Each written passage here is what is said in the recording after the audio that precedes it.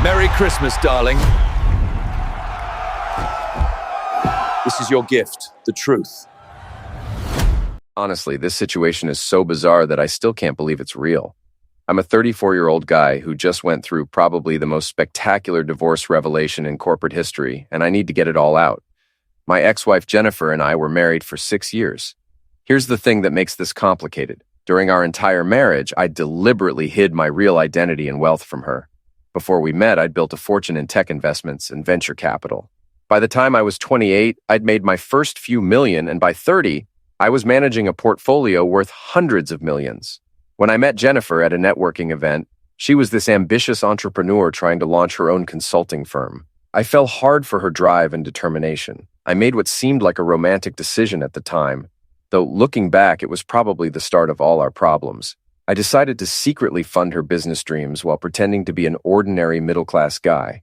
I became her company's anonymous primary investor, providing roughly 80% of the capital through shell companies and investment vehicles. She had no idea the mysterious benefactor keeping her company afloat was actually her boyfriend, and later, her husband. To maintain this facade, I completely transformed myself. I pretended to work a modest consulting job that paid maybe $75K a year. I shopped at discount retailers, got genuinely excited about clearance sales, drove a basic sedan, and generally acted like someone who had to budget carefully. Meanwhile, I was secretly moving millions into her company, buying expensive jewelry that I'd claim came from family heirlooms, and funding a lifestyle she thought came from her business success and her supposed skill at finding deals. Jennifer became the CEO of what she believed was her self-made company. She'd give interviews about bootstrapping and perseverance, not knowing that every time her company nearly went bankrupt, which happened at least 4 times, I'd quietly inject more capital to save it. I told myself I was doing this out of love, that I wanted her to feel genuine accomplishment without thinking everything was handed to her because she married someone wealthy. The truth is, my approach was messed up from the start. Building a marriage on that kind of deception, even with good intentions, created a foundation made of lies. But I convinced myself it was noble somehow. Everything changed last December at her company's annual holiday party. The event was at this expensive downtown ballroom, the kind of place that charges $1,000 just for the privilege of hosting your event there. Jennifer had picked out this aggressively bright green tie for me to wear, telling me it made me look festive and sophisticated. I looked like a Christmas decoration that had gotten into a fight with a leprechaun, but I wore it anyway because that's what I did. I played the supportive, slightly clueless husband who didn't know any better. That night was supposed to be special for a different reason, though. After 6 years of hiding, I'd finally decided to reveal the truth.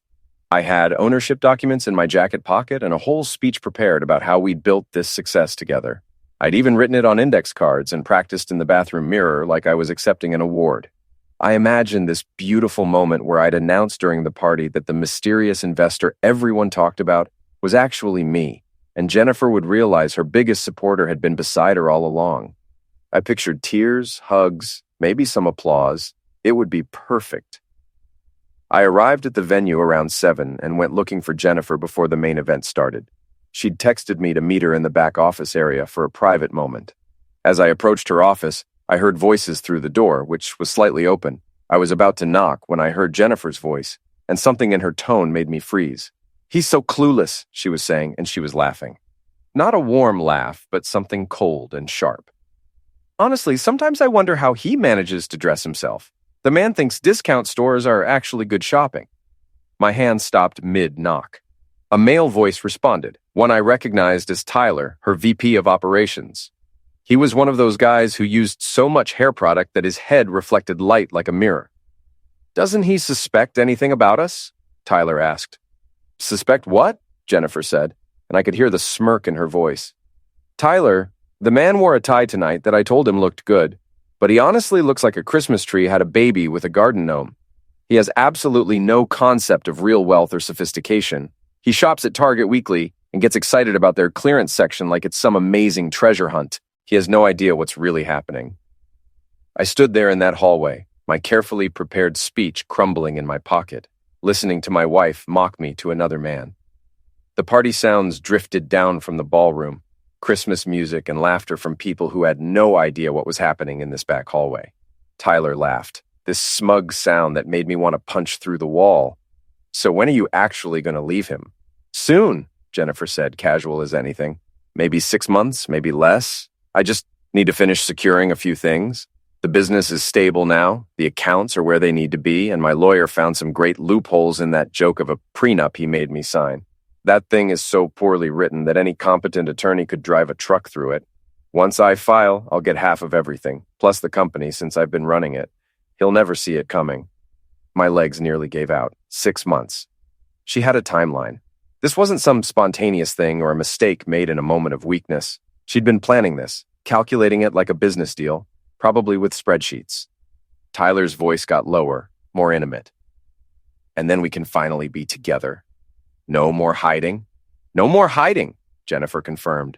"No more pretending to be married to someone who thinks Olive Garden is fine dining and has absolutely no ambition beyond his boring little consulting job. We'll be free."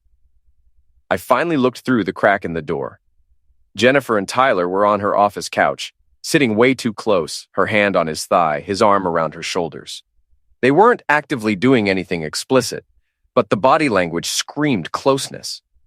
The way she leaned into him, the casual touching, the comfortable closeness of two people who'd been physical before. It was unmistakable. I stepped back from the door, my heart hammering so hard, I thought I might pass out. The party sounds drifted down the hallway, all those cheerful voices and holiday music, and it all felt like it was happening in a different universe. Those index cards in my pocket with my heartfelt speech about partnership and love suddenly felt like they weighed 1,000 pounds.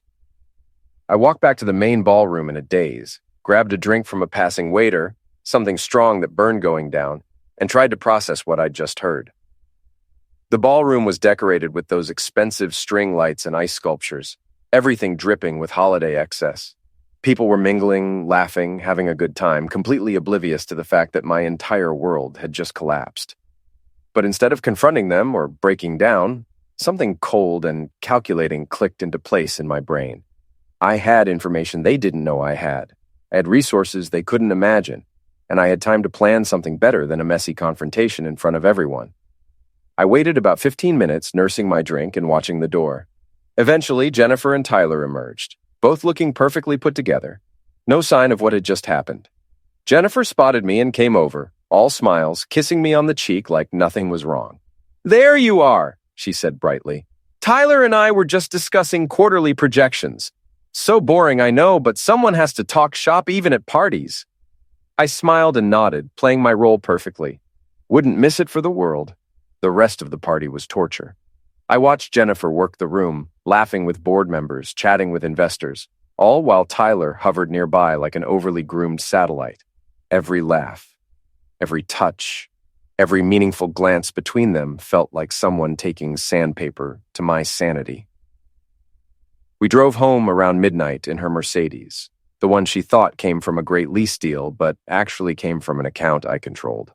She spent the entire drive texting someone, trying to be subtle about it, angling her phone away from me.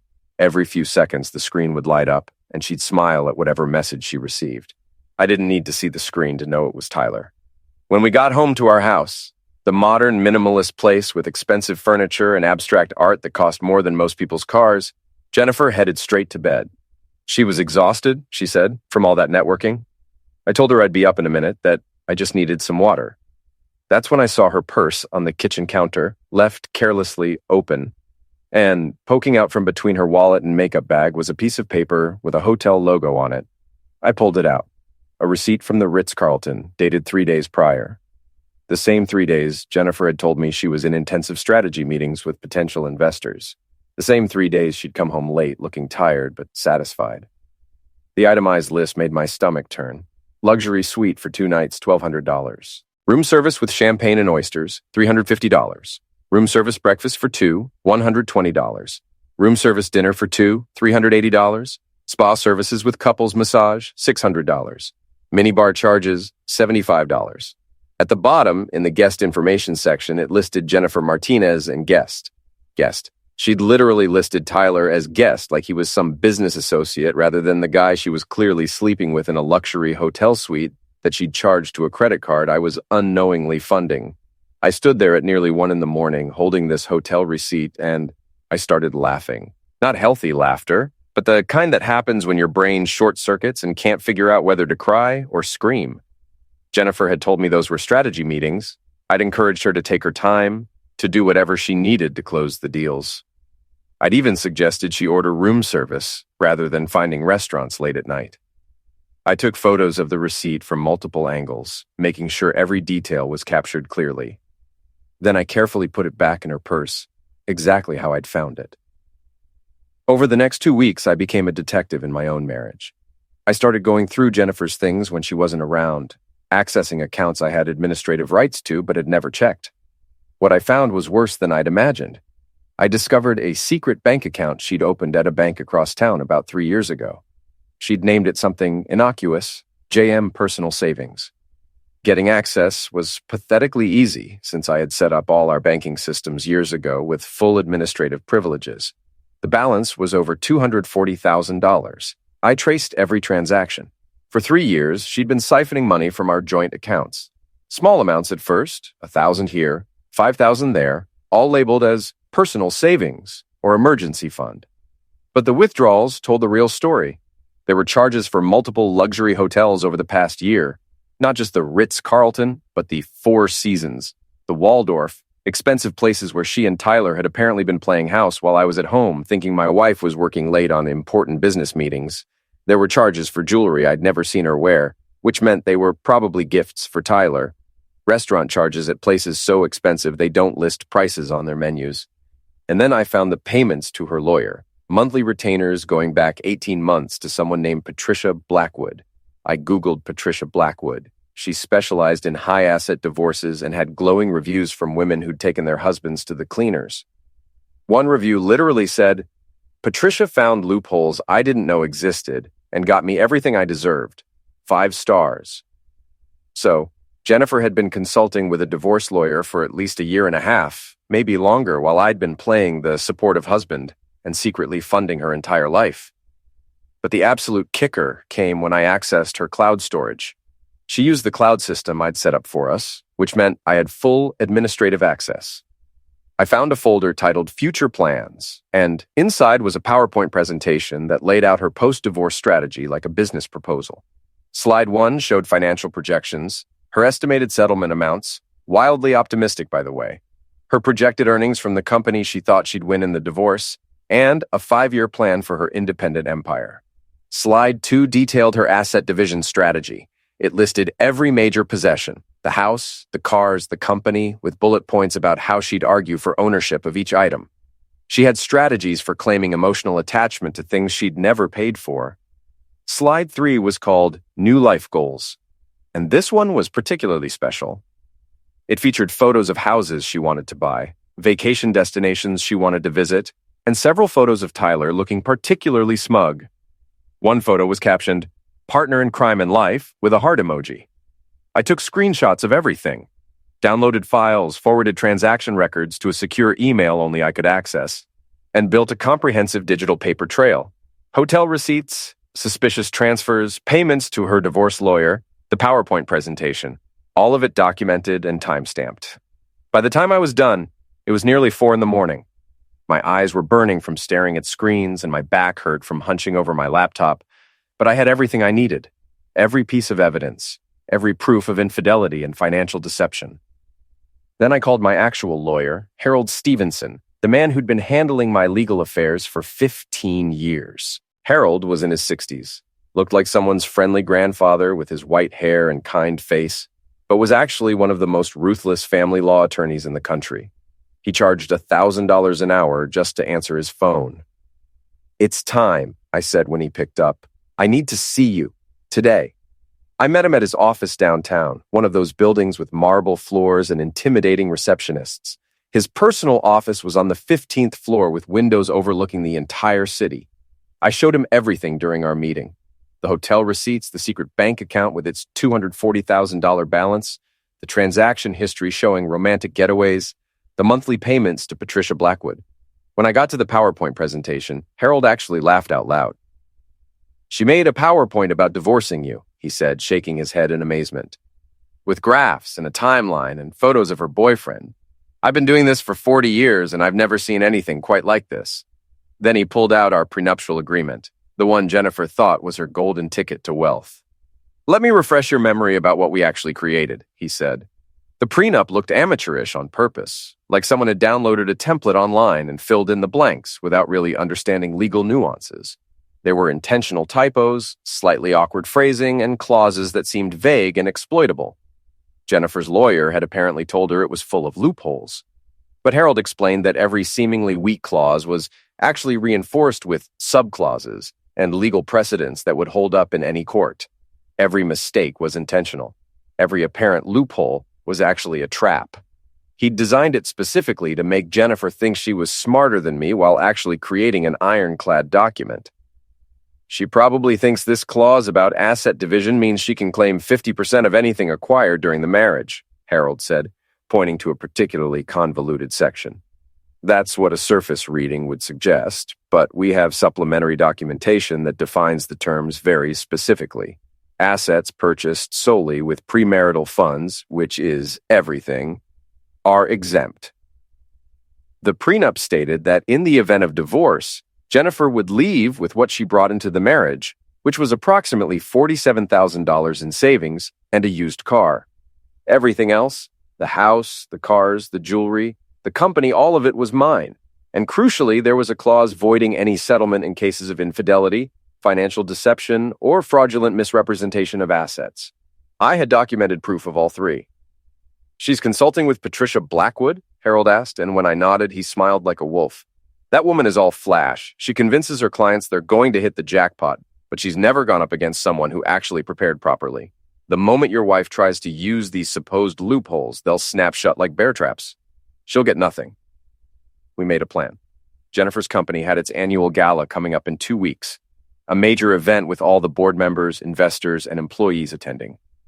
Jennifer was scheduled to give a big speech thanking everyone for the company's success, particularly the mysterious, anonymous investor who'd made it all possible. I want to reveal everything there, I told Harold. Publicly.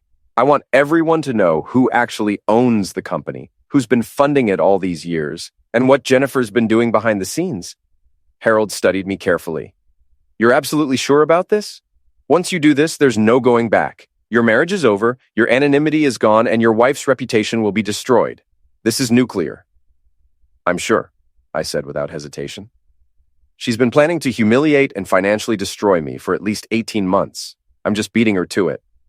The next 2 weeks were the longest of my life.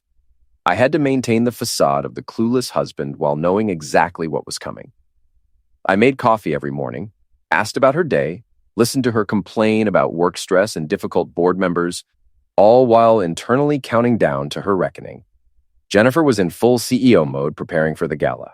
She revised seating charts dozens of times, obsessed over every detail, and practiced her speech constantly. She was planning her moment of triumph, completely unaware it would actually be her moment of total destruction. One night during those 2 weeks, I even watched her sleep after she'd mumbled Tyler's name in her dreams. Just his name, said with contentment that should have been reserved for her husband. The guy lying right next to her. The guy who secretly owned her entire company and could destroy her career with a single phone call. The night of the gala finally arrived. The venue was decorated like someone had taken every Christmas cliché, mixed it with corporate excess, and added enough gold to bankrupt a small nation. There were ice sculptures that actually worked this time, a chocolate fountain with an actual security guard to prevent incidents, and centerpieces that cost more than most people's monthly rent. Jennifer looked stunning in an emerald green dress that probably cost $10,000, wearing the Cartier jewelry I'd bought her that she thought came from her deceased grandmother. She was glowing with confidence, ready for her big moment of thanking everyone for her success. I wore a real suit this time, not the cheap ones I usually wore to maintain my cover. This was Tom Ford, custom tailored, probably cost more than her dress. She noticed, but assumed I'd rented it or borrowed it. "You look nice," she said, distracted by her own reflection. Very festive. The ballroom filled with about 200 people, board members, investors, employees, significant others there for free, expensive food and drinks. I positioned myself near the back, watching Jennifer work the room like a politician on election night, with Tyler trailing behind her like an overly groomed puppy dog. Around 8 o'clock, the lights dimmed slightly, and Jennifer made her way to the stage. The crowd quieted as everyone turned their attention to her. She looked confident, poised, every inch the successful self-made CEO who'd built something from nothing, except she'd built it from my money. "Good evening, everyone," she began, her voice clear and strong through the sound system. "Thank you all for being here tonight. This year has been incredible for us. Revenue up 40%, expansion into 3 new markets, and recognition as one of the fastest-growing companies in our sector." Applause filled the room. I took another sip of bourbon that cost more per ounce than most bottles of wine. "None of this would have been possible without our amazing team," Jennifer continued, gesturing to the employees scattered throughout the ballroom. "Your dedication, your innovation, your commitment to excellence, that's what makes this company special." More applause. Tyler was beaming at her from his table like a proud parent watching their kid in a school play. "I also want to thank our investors," Jennifer said. And this was the moment I'd been waiting for. Especially our primary investor, the one who has believed in us from the beginning, who has funded our growth, supported our vision, and made all of this possible. I wish they were here tonight so we could thank them in person, but they prefer to remain anonymous. So to our mysterious benefactor, wherever you are, thank you. This company, this success, this moment, it's all thanks to your faith in us. The crowd applauded enthusiastically, everyone buying into the narrative of the mysterious benefactor and the self-made CEO. That's when I started walking toward the stage. People noticed immediately. Heads turned, whispers started, confusion rippling through the ballroom like a wave, as Jennifer's supposedly unimportant, definitely not wealthy husband made his way to the front. Jennifer saw me coming and her smile faltered. Confusion flickered across her face. What was I doing? This wasn't part of the program. I was supposed to be in the background where supportive husbands belonged. I climbed the stairs to the stage, my expensive shoes making satisfying sounds on the hardwood. Jennifer stepped back from the microphone, her expression now completely bewildered. "Hi, everyone," I said, taking the microphone and adjusting it slightly. "Sorry to interrupt, but I have an announcement to make about that anonymous investor Jennifer just mentioned." The room went dead silent. You could have heard a pin drop. Behind me, Jennifer was staring like I'd grown a second head. "That investor is me," I continued, pulling a small remote from my pocket. Harold had prepared everything perfectly. The screen behind me changed from the company logo to official documents showing ownership percentages. 80% ownership, founder and primary investor. Been that way since before this company even had a name. Gasps echoed through the ballroom. Multiple people actually gasped, like we were in a soap opera. It was beautiful. "And Jennifer," I turned to look at my wife, who had gone pale under her perfect makeup, "I've been funding your salary, your position, and apparently your year-long affair with Tyler over there for the past 6 years." More gasps. Tyler literally choked on his champagne. Jennifer's mouth opened and closed like a fish.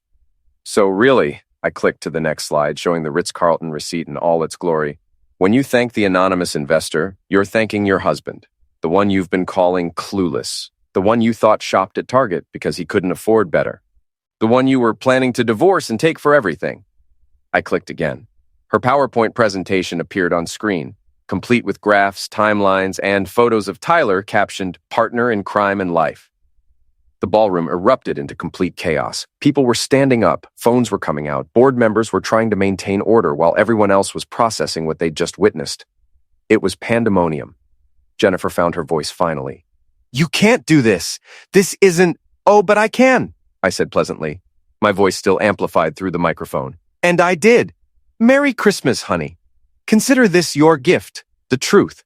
Turns out your naive husband was actually the one funding your entire life while you planned to stab him in the back." I handed the microphone back to her, our hands touching briefly. She was shaking. Tyler was trying to sink into his chair and disappear. The crowd was in complete uproar, and somewhere in the back I could see Harold standing with the divorce papers, ready to serve them the moment I stepped off that stage. I walked off with more satisfaction than I'd felt in 6 years of marriage. The aftermath was explosive and immediate. By morning, every business publication had picked up the story. CEO caught in affair scandal and tech mogul exposes cheating wife at holiday gala dominated headlines. Jennifer's face was everywhere.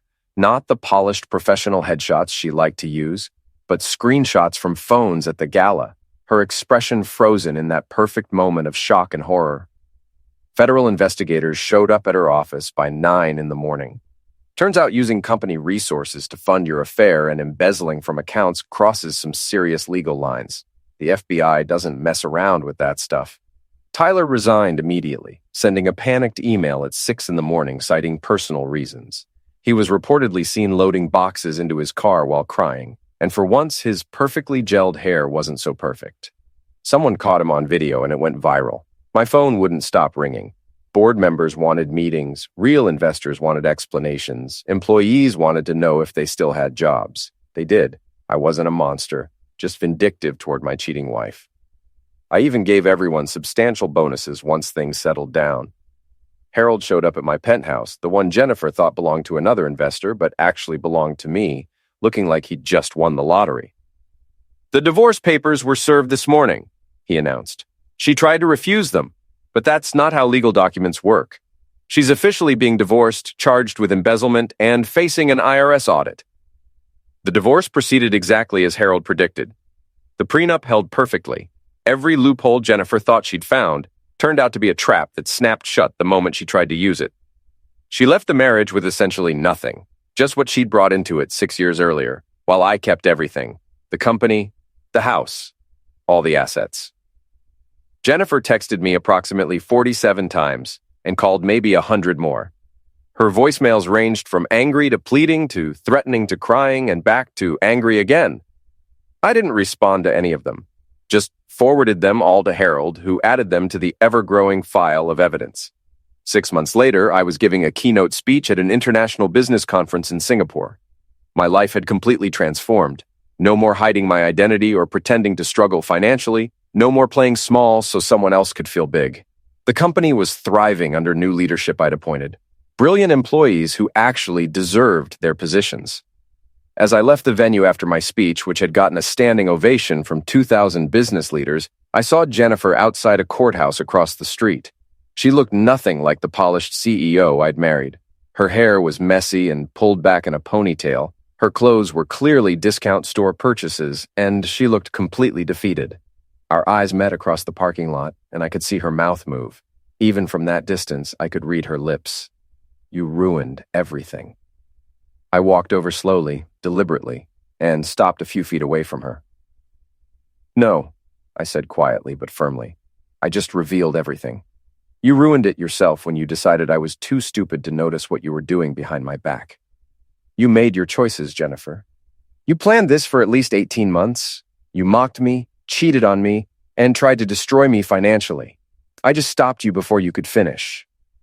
Then I turned and walked to my car, leaving her standing there on those courthouse steps. Looking back now, I recognize my approach was deeply flawed too. Hiding my identity and wealth from the beginning, even with supposedly good intentions, created a foundation of dishonesty that poisoned everything from the start. You can't build something real on lies, no matter how noble you think your reasons are. I should have been honest with her from day one about who I was and what I had. But discovering that while I was secretly supporting her dreams and building her up, she was secretly planning my destruction and tearing me down, made it clear the relationship was broken beyond any possibility of repair. She didn't just have an affair. She had a detailed business plan for divorcing me, complete with PowerPoint slides and financial projections. The whole experience taught me that relationships require complete honesty from the very beginning, even when you think you're protecting someone or helping them achieve their dreams, and that sometimes the person you're trying to support with everything you have is actually working against you the entire time, planning and calculating how to take everything from you. Life has a strange way of revealing the truth eventually, usually in the most dramatic way possible. In my case, it happened on a stage in front of 200 people at a Christmas gala, with evidence displayed on a big screen and my wife's face frozen in shock as her entire world came crashing down. I'm doing better now. The company is successful. I'm being honest about who I am, and I've learned some hard lessons about trust, deception, and what really matters in relationships. Sometimes the best gift you can give someone is the truth, even when it destroys everything they thought they knew.